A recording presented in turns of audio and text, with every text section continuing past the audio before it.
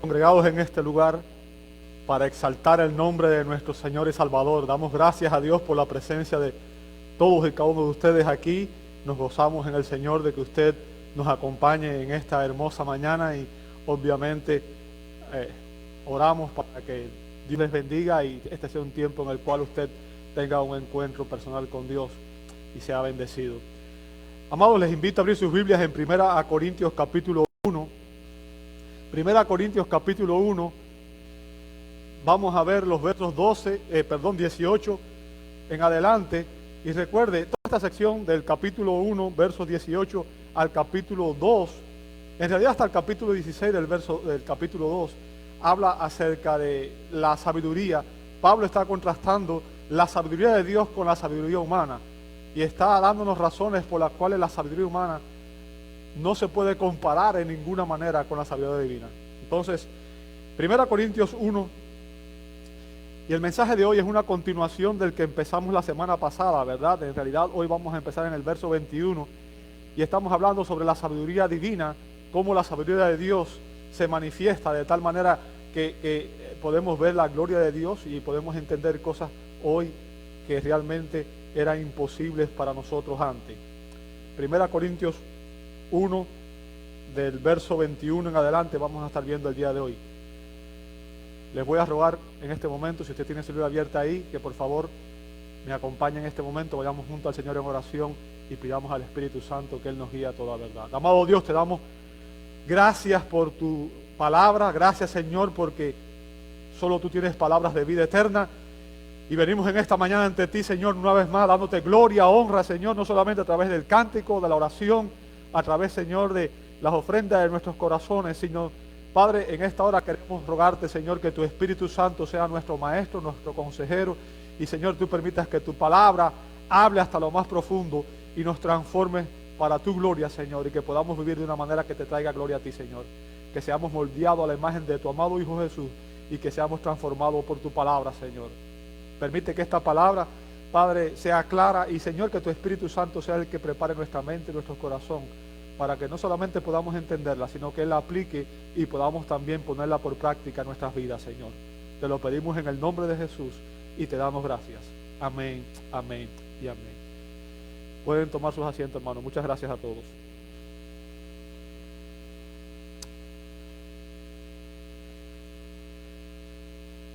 Los cristianos tenemos un estándar absoluto de verdad por el cual debemos evaluar todas las circunstancias. ¿Escuchó eso? Por favor, no se distraiga. Los cristianos tenemos un estándar absoluto de verdad por el cual debemos evaluar todas las circunstancias. ¿Cuál es ese estándar absoluto de verdad? Es la palabra de Dios. Jesús dijo en Juan 17:17, tu palabra es verdad. ¿Ok? La palabra de Dios es verdadera. Es la palabra de Dios y por tanto, como Dios es verdad, su palabra es verdad. Y es a través de ese estándar de verdad que debemos evaluar todas las cosas. ¿Ok? ¿Por qué? Porque la sabiduría de Dios nos fue revelada en la palabra de Dios. Y es por eso que es imperativo que nosotros que somos cristianos no solamente leamos habitualmente la Escritura, la meditemos, sino también que la conozcamos y la apliquemos en nuestras vidas diarias. Lamentablemente existen muchos creyentes que no practican el hábito de la lectura de la Escritura y que no estudian regularmente la Escritura. Es una realidad lamentable. Y es por eso que muchas de las decisiones que toman no son bíblicas, no son siguiendo el patrón que la Escritura nos ha dado y como resultado cometen muchos errores e incluso llegan a pecar contra Dios. ¿Por qué? Porque no han consultado la fuente suprema de sabiduría. Como dije, la palabra de Dios es la norma, el estándar absoluto de verdad para el cristiano. Por eso decimos que la Biblia es nuestra norma de fe y práctica o conducta. ¿Por qué? Porque en la Escritura está revelado todo lo que Dios quiere que usted y yo aprendamos para poder vivir de una manera que le traiga gloria a su nombre. Pero ¿cómo voy a vivir de esa manera cuando yo no conozco la Escritura? cuando yo no he permitido que la palabra de Cristo more en abundancia en mi corazón, en mi mente, cuando mi mente no ha sido renovada por la palabra de Dios. Y el punto de Pablo en estos versos que estamos viendo de 1 Corintios es que las divisiones dentro de la iglesia, y esto es lo que estaba pasando en la iglesia de Corinto, la iglesia estaba dividida en varios grupos que estaban siguiendo a algunos maestros, y el punto de Pablo es que las divisiones dentro de la iglesia de Corintios se debían a que los miembros de aquella congregación estaban tomando sus decisiones basadas en la sabiduría humana, en la filosofía y no en la palabra de Dios. La iglesia de Corintios obviamente estaba ubicada en un lugar donde toda Grecia era un lugar donde la filosofía era una práctica común, era parte de la cultura, ¿verdad? Y los corintios no eran ajenos a eso. Ellos amaban el conocimiento, amaban la sabiduría humana, y eso lamentablemente estaba llevando a que las personas dentro de la congregación, en vez de tomar decisiones basadas en la palabra de Dios, estaban basando sus decisiones en su propia sabiduría humana. Y eso era una de las causas que estaba llevando a aquella iglesia a que se dividiera, ¿verdad? Estaban buscando el maestro que según ellos era más exitoso, el que para ellos representaba el mayor conocimiento, y lo estaban haciendo obviamente desde una perspectiva humana. Y Pablo les llama para la atención en esta carta, ¿verdad? Y para demostrar su punto, el apóstol Pablo nos da 6 enseñanzas que demuestran la supremacía de la sabiduría divina. 6 enseñanzas que demuestran la supremacía de la sabiduría divina. Bueno, ¿cuáles son las enseñanzas? Bueno, la semana pasada vimos la preeminencia de la sabiduría divina, o sea, es preeminente, está por encima de la sabiduría humana, y vimos su permanencia. Dijimos que la sabiduría humana va a llegar un momento en que va a desaparecer cuando nosotros lleguemos a la presencia de Dios y vamos a poder conocer todo como Dios quiere que lo conozcamos, ¿verdad? Perfectamente, sin los límites que tenemos hoy. Vimos todo eso en los versos 18 al 20. Y el día de hoy vamos a ver la potencia de la sabiduría divina, o su poder. En el verso 21 comienza diciendo: porque ya que en la sabiduría de Dios, ¿lo ve ahí? Fíjense, Pablo dice, ya que en la sabiduría de Dios, el mundo no conoció a Dios por medio de su propia sabiduría. O sea, y está contrastando la sabiduría del mundo, la sabiduría humana, con la sabiduría de Dios. Bien, y déjeme decirle, este pasaje está lleno de ironía. ¿Ok? Lleno de ironía. Y usted dirá, ¿por qué ironía? ¿A qué me refiero con ironía?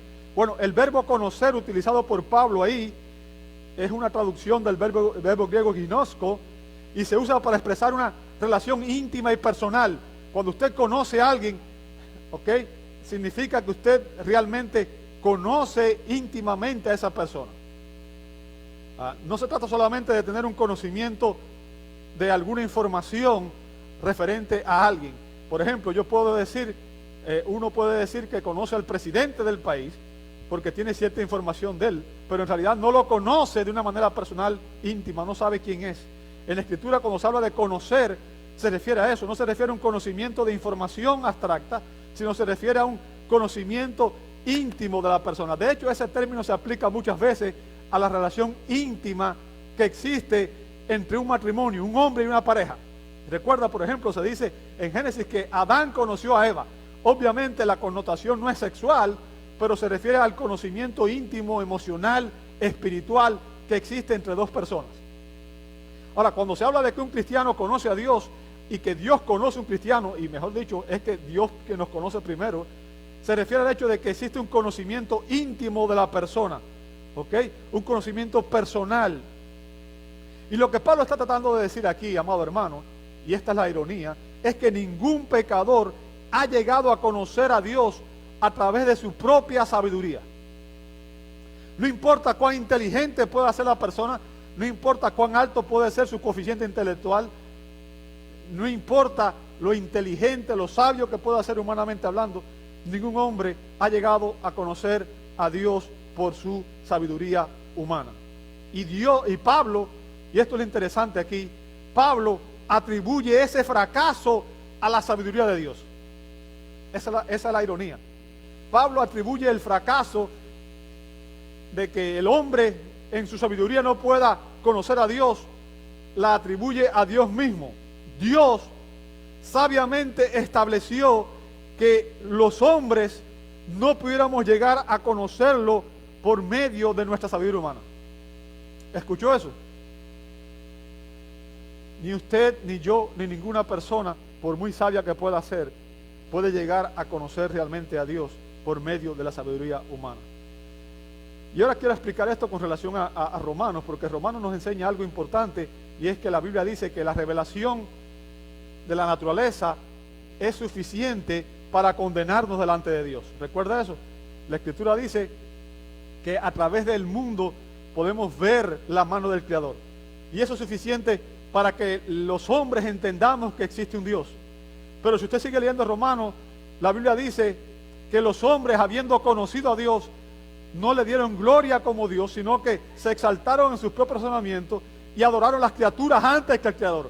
Entonces, la sabiduría humana es suficiente para hacernos entender que hay un Dios, pero al mismo tiempo no es suficiente para hacernos entender cómo podemos alcanzar la salvación. Nos condena, pero no nos salva. ¿Entiende el punto? Y esta es la ironía que Pablo está hablando aquí. Para el hombre natural, las cosas espirituales son locura, no las puede entender. Es por eso que a veces cuando usted le predica el evangelio a alguien, al principio dice, no, yo no entiendo eso, o no me hables de eso, eso es una locura, ¿verdad? ¿Sabe? Los griegos amaban la sabiduría. Si había una cultura que amaba el conocimiento, el saber, la sabiduría humana, eran los griegos. Y para ellos, el mensaje del evangelio era una necedad, era una locura, era una estupidez, era algo tonto. Yo quiero que usted entienda, yo no soy griego, ni nací en Grecia, pero nací en una cultura en que nos enseñaron que la ciencia es la respuesta a todas las necesidades humanas. Y durante muchos años, para mí, la idea de Dios, la idea de la religión en sentido general, hablando en ese término, todo lo que tuviera que ver con creencias religiosas, para mí era algo tonto, estúpido, y solamente era aceptado por las personas ignorantes. ¿Ok? Ahora, para los griegos que amaban la sabiduría humana, la filosofía, el mensaje del evangelio era una necedad, era una locura. Como dice Juan Calvino, nada es más absurdo desde el punto de vista de la razón humana que escuchar que Dios se ha hecho mortal,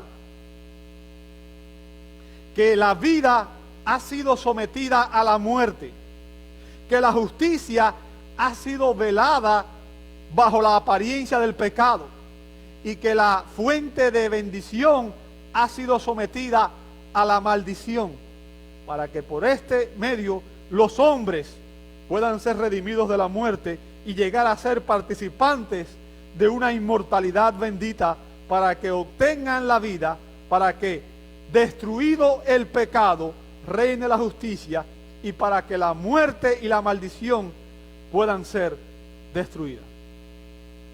El mensaje del evangelio es una locura para el hombre natural. Y Dios, en su soberanía, eligió usar lo que la sabiduría del mundo considera necio. Dios, en su libertad y en su soberanía, decidió usar lo que la sabiduría humana considera estúpido, tonto, necio, para salvar a aquellos que del mundo creerían simplemente al recibir este mensaje por fe. Así Dios avergonzó a la sabiduría humana al establecer una doctrina, una enseñanza de salvación que este mundo considera absurda, ¿verdad? Nos parece mentira el hecho de que Dios haya asumido naturaleza humana. Nos parece mentira que ese Jesús que nació en Israel haya muerto y en su muerte se pueda recibir el perdón de los pecados de todos nosotros. Es un mensaje un poco difícil de aceptar para la mente humana. Y sabe, Dios entiende eso.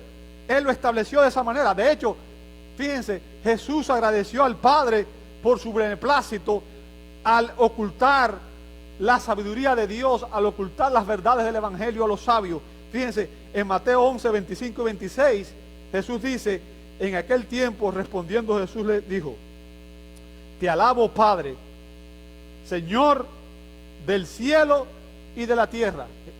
Bien, porque escondiste estas cosas de los sabios, perdón, se me fue un gallo ahí, de los sabios y de los entendidos, y las revelaste a los niños. Sí, Padre, porque así te agradó. ¿Lo ve ahí?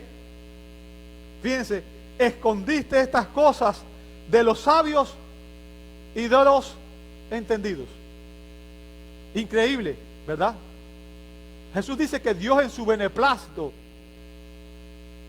como vemos también eso en Efesios 1:5, había ocultado las grandes verdades, los grandes misterios del Evangelio a los sabios. Y fíjense, lo increíble aquí, lo irónico aquí, resulta que Jesús identifica a los líderes religiosos de su época como estos sabios, ¿verdad? Como estos eruditos.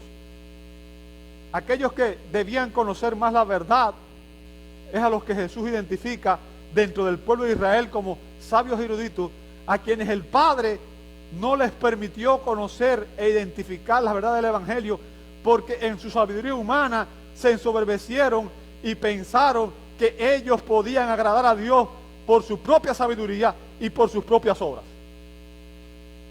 Bien. Dios ha revelado la verdad del Mesías y la verdad de su Evangelio a aquellos que Él escogió. Aquellos que Él escogió de entre el mundo, a aquellos que las reciben estas verdades por fe, las reciben como niños, dice la Escritura. ¿Ok? Las reciben como infantes, como vemos en Mateo 18, 3 al 10. Bien. El pastor J. Vernon McGee dice que muchas personas sabias nunca aprenden estas verdades, pero que muchos niños las entienden. Y el doctor Harry Ironside dijo hace muchos años, si predica para que los niños comprendan lo que está diciendo, casi puede estar seguro de que los mayores lo entenderán. Pero a veces los niños lo entienden y los adultos no. Y el punto es que muchas veces nosotros pensamos que somos tan inteligentes, que somos más inteligentes que Dios. Pensamos que somos tan sabios, que somos más sabios que Dios. Amados, Dios es soberano y su sabiduría es infinita, y no hay manera en que en su mente finita y mi mente finita pueda entender los misterios de Dios, a menos que Él los revele. Dios, en su soberanía, al elegir a aquellos a quienes Él revelará su verdad, ha determinado quiénes serán salvos y quién es Dios. No, Dios no escogió, fíjense, la Escritura es clara en cuanto a esto. Dios no escogió a los sabios de este mundo, sino que la Escritura dice que a los necios del mundo escogió Dios para avergonzar a los sabios. Usted puede ver eso en 1 Corintios 1:27. A los necios, a los vil, a los menospreciados, a lo que no es, Dios escogió para avergonzar a los fuertes, a los poderosos, a los sabios de este mundo. Eso lo dice la Escritura en 1 Corintios 1:27 en adelante. Dios diseñó la sabiduría humana, no solo, fíjense, Dios desdeñó la sabiduría humana, no solo a rechazarla como un medio de conocerlo a Él. En otras palabras, por tu intelecto nunca vas a conocerlo personalmente e íntimamente, sino también al elegir salvar entre el mundo a los humildes, aquellos que realmente reciben el Evangelio por fe y entienden que no hay nada en ellos que sea suficiente como para hacerlos agradar a Dios con sus acciones o con sus propios méritos. Él no llama a la salvación a aquellas personas del mundo a quienes el mundo llamaría sabios, poderosos y nobles. Fíjense, esto es interesante. Dios no llama a aquellos que dentro del mundo, el mundo llama sabios, poderosos y nobles. Usted puede ver eso, por ejemplo, en Mateo 11:25 y en Mateo 18:3 y 4. Dios, en su sabiduría, ha revelado la verdad del Mesías y su evangelio a los que el mundo considera ignorantes, débiles y comunes. Dios ha revelado su verdad a aquellos que el mundo desecha, es decir, a aquellos que los sabios, los poderosos desprecian. Entre los apóstoles de Jesús habían pescadores, recolectores de impuestos. La gente más humilde de la sociedad eran aquellos a quienes Cristo escogió como su representante. Y de este modo, yo quiero que usted entienda, de este modo Dios claramente recibe todo el crédito y la gloria por nuestra salvación. Ningún hombre podrá algún día pararse ante el trono de Dios y decir: yo fui salvo por mis méritos, porque fui lo suficientemente inteligente para entender lo que el mundo no entiende. Ningún hombre podrá decir nunca ante Dios: yo fui salvo por mi sabiduría y por lo bueno que fui, por mis propios méritos. Porque en la sabiduría de Dios, Dios ha hecho que tanto la sabiduría humana como las acciones humanas sean insuficientes para agradarle a Él. Aquí vemos además que Dios avergonzó la sabiduría humana al establecer un método absurdo por el cual Él se proclama la salvación. Si usted ve en el verso 21 de la segunda parte, dice: agradó a Dios mediante la necedad de la predicación salvar a los que creen. ¿Lo ve ahí? Pablo dice que a Dios le agradó, ¿ok? Y el verbo que usa ahí es eudokeo. Eu significa bueno y dokeo viene de parecer bueno. La idea es, Dios se agradó en esto, Dios cree que esto es bueno. En Lucas 12:32 se traduce como que es algo que a Dios le aplace, que a Dios le da placer. ¿Ok? A Dios le ha placido salvar a los hombres a través de la locura, de la necedad, de la predicación. Y David Garland afirma que en el idioma bíblico decir que a Dios le plació esto, salvar a los hombres por la locura de la predicación, se refiere al decreto inescrutable de Dios, lo que de otra manera es inexplicable, la soberanía y el misterio de Dios en la elección de aquellos a quienes Él salva. ¿Ok? En otras palabras, lo que Dios está haciendo es lo que Él le place, y lo que Dios está haciendo es cumpliendo su decreto eterno. Dios llamó de entre el mundo a aquellos del mundo que reconocen su condición espiritual. ¿Recuerda la parábola del fariseo y el publicano que Jesús enseñó? El fariseo, puesto en pie, oraba consigo mismo y decía: Señor, te doy gracias porque no soy como los otros hombres. Yo soy mejor que ellos. Yo diezmo de todo lo que doy. Yo hago oraciones. Yo. Y pensaba que en su poder, en su justicia humana, podría agradar a Dios. El publicano dice que estaba lejos y que no quería ni aún alzar los ojos al cielo, y que simplemente decía: Señor, sé propicio a mí, pecador. Este hombre reconocía que en él no había nada que fuera recomendable ante Dios, que en él no había suficiente justicia, que era un pecador. Y Jesús dice que éste salió justificado antes que el fariseo. Y el punto es ese, amado hermano. Cuando usted ve las bienaventuranzas en Mateo capítulo 5, bienaventurados los pobres en espíritu. ¿Por qué razón? Porque de ellos es el reino de los cielos. A menos que una persona reconozca que está en bancarrota espiritual, no podrá ver el reino de Dios. Ninguna persona que piensa que es suficientemente buena en sí misma o que tiene sus méritos para alcanzar el reino de Dios, esa persona no va a llegar nunca a la presencia de Dios. Pablo dice aquí que Dios se complació en salvar a los que creen mediante la necedad de la predicación. Y cuando Pablo dice esto, se refiere tanto al contenido de la predicación O sea, a la palabra de la cruz. La palabra de la cruz. El evangelio. Recuerda lo que dijo Pablo en Romanos capítulo 1, verso 16. Dice que el mensaje del evangelio es poder de Dios. ¿Para qué? ¿Para qué? Para salvación. Aquí vemos el poder del evangelio, el poder de la sabiduría divina. Dios estableció el evangelio como el mensaje por el cual Él transforma el corazón de los pecadores y los hace nueva criatura. Dios estableció el evangelio como el mensaje por el cual la vida de los pecadores es transformada y aquellos que estábamos en enemistad y en rebeldía con Dios somos transformados y hechos nuevas criaturas en Cristo. La potencia, el poder de la sabiduría humana se revela en el evangelio a través de la predicación. ¿Entiende eso? No me avergüenzo del evangelio, porque el evangelio es poder de Dios para salvación a todo aquel que cree.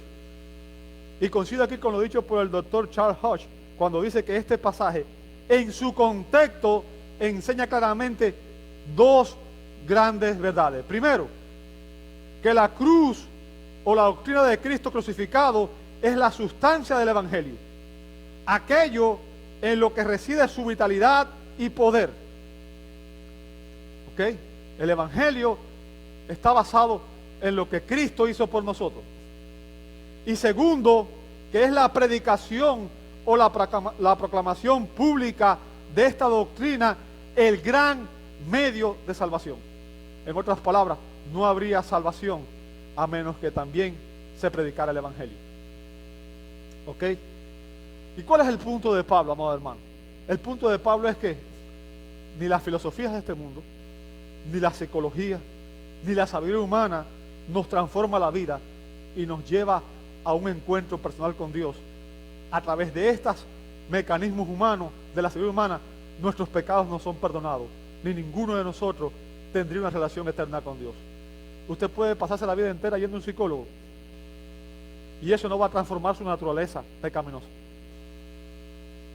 Ninguna de esas sabiduría humana puede hacer nada para transformar el corazón de un pecador. Solo el evangelio es el poder de Dios para salvación. ¿Entiende el punto que estoy haciendo? Es importante que entendamos eso. ¿Y cómo usted llegó a entender el evangelio? ¿Cómo usted llegó a conocer el evangelio? Pablo hace una importante declaración aquí. A través de la locura de la predicación es que Dios decidió que su evangelio fuera conocido. Y mi pregunta es, ¿predicas tú el evangelio? ¿Predicas tú el evangelio? No tome esta pregunta a la ligera, amado hermano. No se distraiga, por favor. No tome esta pregunta a la ligera. ¿Predica usted el evangelio?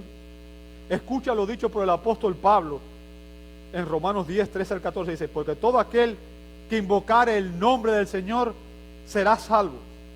Fíjense, la salvación viene por invocar el nombre del Señor. ¿Cierto? Salvación eterna, la reconciliación con Dios, la vida nueva, viene por aceptar por la fe el evangelio de Cristo. ¿Entiende eso? Pero escuche lo que dice después. ¿Cómo pues invocarán a aquel en el cual no han creído? ¿Bien? ¿Y cómo creerán en aquel de quien no han oído? ¿Y cómo oirán sin haber qué cosa? Sin haber quien les predique. Importante. El punto principal de Pablo en esta serie de preguntas retóricas en Romanos es que una presentación clara del mensaje del evangelio debe preceder a la verdadera fe salvífica. Dios lo estableció de esta manera.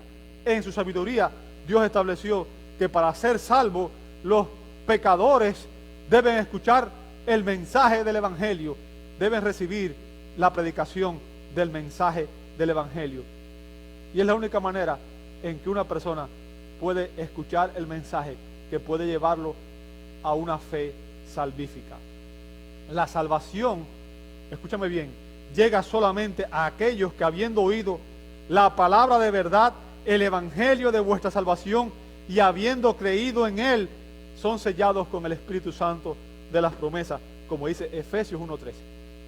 Pero para que una persona sea salva, debe oír la palabra de verdad, el evangelio, y debe haber creído en él.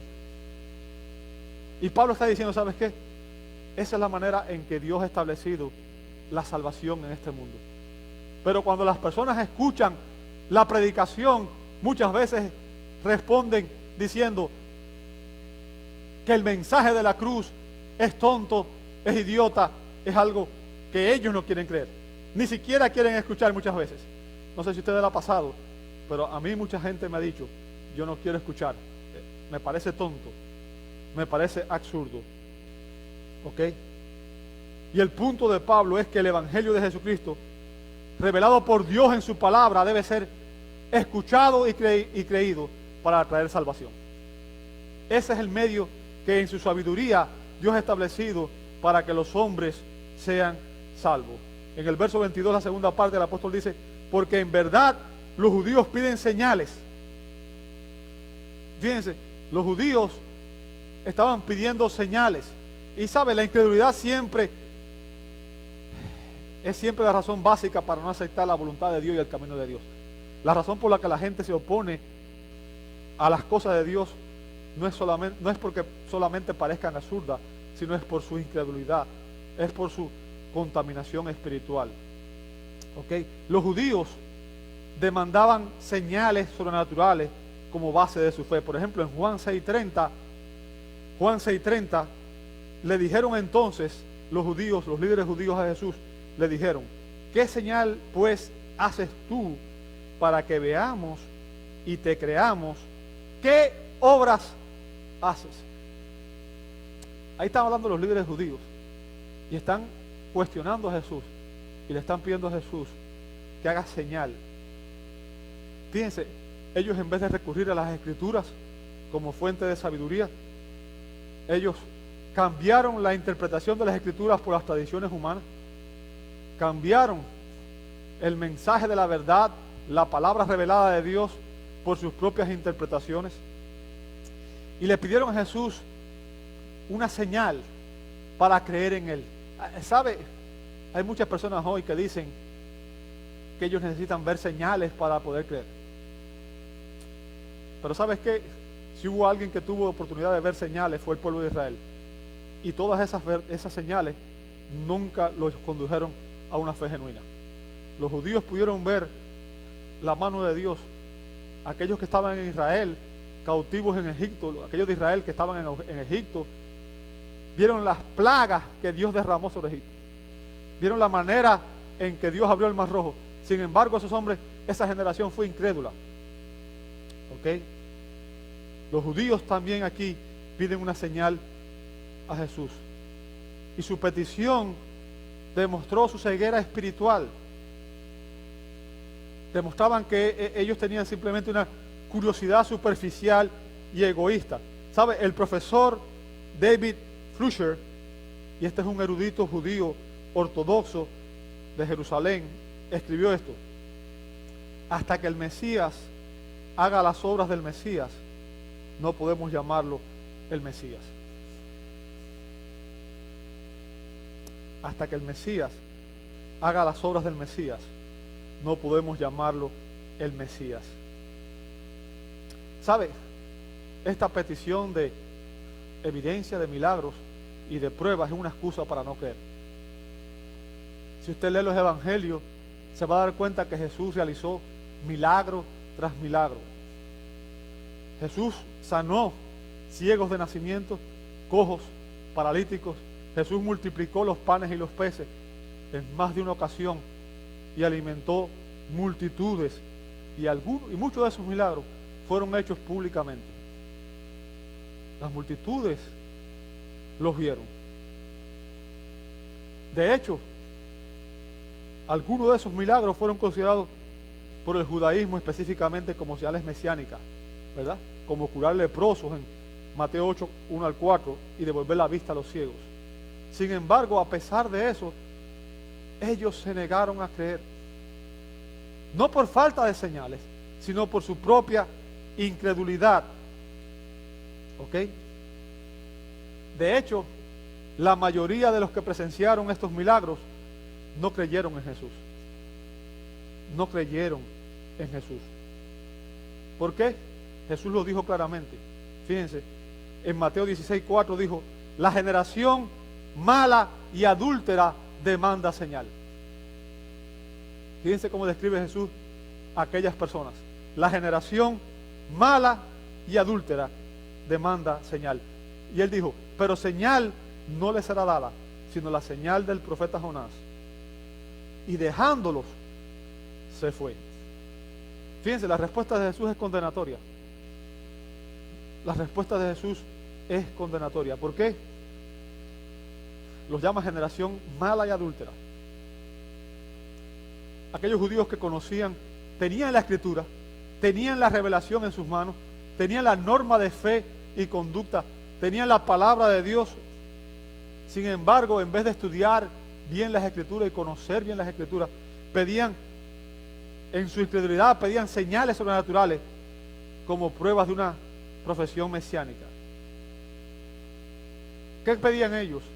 Pedían que Cristo viniera y hiciera lo que ellos querían, instaurara el reino mesiánico. Pero se negaron a aceptar la prueba más gloriosa de todas las señales que Dios dio. Fíjense que Jesús mismo estableció ahí. Él les dijo: señal no les será dada, sino la señal del profeta Jonás. ¿A qué se refería Jesús con eso? A su muerte y a su resurrección. Esa fue la señal que Jesús les dijo a ellos, que sería la prueba de que Él era el Mesías. ¿Ok? Jesús dijo: voy a morir, voy a resucitar. Y esa es la señal de que yo soy el Mesías, el Salvador. Y créame, solamente de Jesús puede decir eso. Ningún hombre puede decir: yo voy a morir y voy a resucitar. Usted puede estar seguro que se va a morir, pero lo que estoy seguro es que ningún hombre puede decir de que está seguro de que va a resucitar. ¿Cierto? Ningún líder judío ha resucitado. La única tumba que está vacía es la de Jesús. Ni la de Mahoma, ni la de Confucio, ni la de ningún otro líder religioso.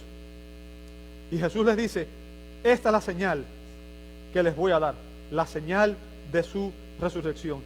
Y esa señal precisamente fue la que se convirtió en una piedra de tropiezo para los judíos, como usted ve en Romanos 9, 31 al 33. Los judíos no creyeron en Cristo. Verso 22 dice: y los griegos buscan sabiduría. Un rasgo característica de la cultura griega es que ellos deseaban aumentar el control de su entorno mediante la adquisición de conocimiento. Los griegos buscaban pruebas por medio de las cuales satisfacer la razón humana y poder exponer, discutir y debatir ideas sobre cuál sería el mejor curso de acción a tomar. Ellos amaban el conocimiento, la sabiduría y la filosofía y la ciencia. Ahora, yo quiero que usted entienda, yo amo las ciencias, pero yo amo la ciencia verdadera. De hecho, en todo lo que hacemos usamos ciencia. Tenemos luces en este lugar, tenemos aire acondicionado, tenemos gafas que nos permiten leer, porque sin esto no puedo leer, no puedo ver, ¿verdad? Y todo eso es gracias a la ciencia. Pero yo creo que usted entienda, la ciencia no niega a Dios. La verdadera ciencia no está en oposición con la fe cristiana. ¿Entiende eso? Es importante que entendamos eso. Aunque la ciencia es útil, si se aplica correctamente, la presunción de que se puede conocer a Dios a través de la ciencia, de obtener el perdón de pecados o de alcanzar el significado último de la existencia a través de la ciencia y la sabiduría humana, está fuera de lugar. Ningún científico puede demostrar a Dios, porque Dios es espíritu. Y no hay manera que usted pueda hacer un experimento que le permita conocer a Dios. Dios se revela en su creación y Dios se revela en su palabra. Y usted tiene que recibirla, esa revelación de la palabra, solo por fe. Y el deseo de pruebas es con frecuencia una evasión, una excusa para no creer. No creer evidencias que están ante nuestros ojos, porque resulta imposible al mirar la creación no darnos cuenta de que hay un creador. Al ver las leyes naturales no darnos cuenta de que hay un legislador. La razón por la que no creemos no es porque no haya pruebas, sino sencillamente porque no queremos creer, porque nuestro corazón está lleno de pecado. Algunas veces yo les he repetido esto. Recuerdo una vez que estaba predicando el Evangelio hace muchos años atrás. Fue mi primera misión, en el primer lugar donde yo fui a predicar el Evangelio. Y una muchacha jovencita se convirtió, o al menos yo pensaba que se había convertido en ese momento. Y la madre llegó y me dijo, ¿sabes qué? Prefiero que mi hija sea prostituta a que sea cristiana. Eso nunca se me olvidó a mí. Cuán corrupto debe estar el corazón de una persona, especialmente de una madre, para que prefiera que su hija sea prostituta antes que cristiana. ¿En qué condición debe estar moral y espiritual una persona para llegar a esa conclusión? Y eso es lo que hace la sabiduría humana. Pervierte la verdad, llama a lo malo bueno y a lo bueno malo.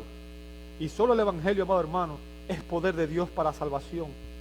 Solo el Evangelio puede transformar la vida. En su sabiduría, Dios ha establecido el Evangelio y el mensaje de Cristo como el único medio por el cual su vida, mi vida y la vida de los pecadores puede ser transformada y podemos recibir vida eterna, una vida plena, una vida diferente, una vida distinta.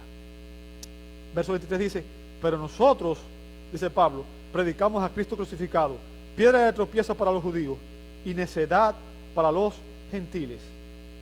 Y fíjense, los dos grupos que Pablo menciona aquí, los judíos y los gentiles, representan a toda la humanidad incrédula. Toda la humanidad incrédula. Yo quiero que usted entienda, al final de cuentas, todos nosotros fuimos incrédulos durante mucho tiempo. Es más, aún las personas que han sido educadas en un hogar cristiano no nacen cristianos. Dios tiene hijos, no tiene nietos. ¿Entiende eso?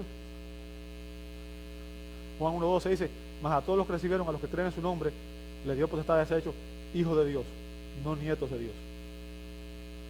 Aún nuestros hijos, cuando son educados en el Evangelio, llega un punto en que ellos tienen que tomar, entender y recibir el Evangelio por fe. Y Pablo menciona aquí los dos grupos que representan a toda la humanidad incrédula. Los judíos de la época de Pablo esperaban que el Mesías vendría con poder y esplendor a establecer el reino mesiánico. Bien, eso es lo que ellos esperaban. Ellos querían un líder que viniera y destronara a los romanos y los pusiera a ellos en primer lugar y les diera a Israel la gloria que tuvo cuando el reino de David o cuando el reino de Salomón. Eso es lo que ellos estaban esperando. Desde el punto de vista judío, un Mesías crucificado era un oxímoron. Bien, un gran obstáculo, una piedra de tropiezo. Es lo que dice Pablo aquí cuando dice piedra de tropiezo, usa el término escándalo, de donde proviene la palabra española escándalo. Para los judíos, el mensaje de la cruz es un escándalo. Es algo escandaloso, algo que es inapropiado. ¿Sabe por qué? Porque en la propia ley de Dios, Dios dijo que cualquier persona que estuviera colgado de un madero era maldito. ¿Entiende eso? Dios dijo en Deuteronomio 21:23 que cualquier persona que fuera colgado de un madero era considerado maldito por Dios. ¿Cómo podría alguien que había sido colgado convertirse en el salvador del mundo? ¿Ve la encrucijada del mensaje? En el diálogo de Justino Mártir con el rabino Trifón, el judío Trifón, el judío no se dejó convencer por el intento de Justino Mártir de demostrarle que Jesús era el Mesías. Y él respondió lo siguiente: Señor, esto y otros pasajes en la Escritura nos obligan a esperar a aquel que es grande y glorioso y toma el reino eterno del anciano de días como hijo del hombre. Pero este, vuestro llamado Cristo, carece de honra y gloria, de modo que incluso ha caído en la mayor maldición que está en la ley de Dios, porque fue crucificado. ¿Ve eso? Para los judíos, que el Mesías fuera crucificado era un mensaje escandaloso, era una locura. Y sabe, posiblemente estas palabras reflejan la razón por la que Pablo también se opuso tan fieramente al cristianismo en un principio. Para aquellos que pensaban que Dios debe ser poderoso y fuerte, no débil, la cruz es una afrenta a la majestad de Dios. Amados, toda la esperanza judía en el Mesías se centraba en el reino mesiánico. Pero Jesús, la Escritura enseña que vendrá otra vez a instaurar ese reino. La Escritura enseña que Jesús es el Mesías y que Él vino la primera vez como siervo sufriente a morir por nuestros pecados para proveer salvación eterna a todos aquellos que por fe reciben este mensaje. Pero que Él, después de morir, resucitó, ascendió a la diestra del Padre, y Él prometió que algún día retornará para traer a aquellos que han recibido por fe este mensaje, llevarlos a la gloria eterna, donde podremos disfrutar de la presencia de Dios eternamente.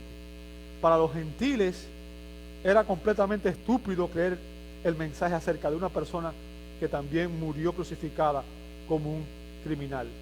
Para la sabiduría humana, para el conocimiento humano, un criminal muerto en una cruz no puede ser el Señor y Salvador por el cual nosotros vamos a recibir vida eterna.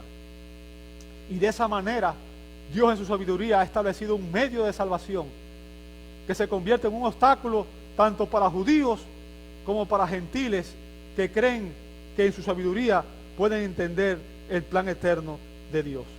Sin embargo, es a través de la locura de la predicación y del mensaje de Cristo crucificado que el mundo es transformado y que los pecadores son salvos.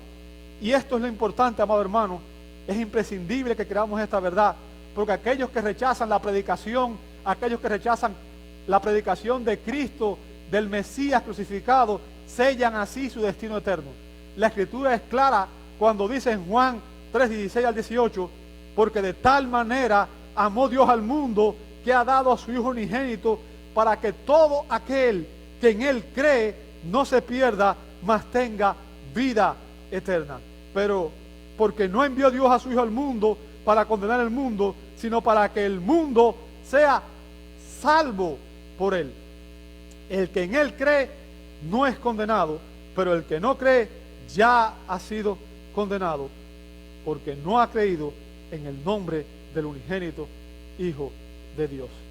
Amados, ese es el mensaje del Evangelio, el mensaje que usted y yo debemos proclamar, el mensaje de Cristo crucificado, Cristo resucitado, porque en la muerte de Cristo está nuestra redención y en la resurrección está nuestra justificación. Aquellos que reciben este mensaje reciben salvación y vida eterna y son reconciliados con Dios. Y solamente aquellos que reconocen estas verdades reciben esta verdad por fe, son los que tienen un encuentro para salvación con Dios. Te invito a orar. Amado Dios, te damos gracias. Gracias por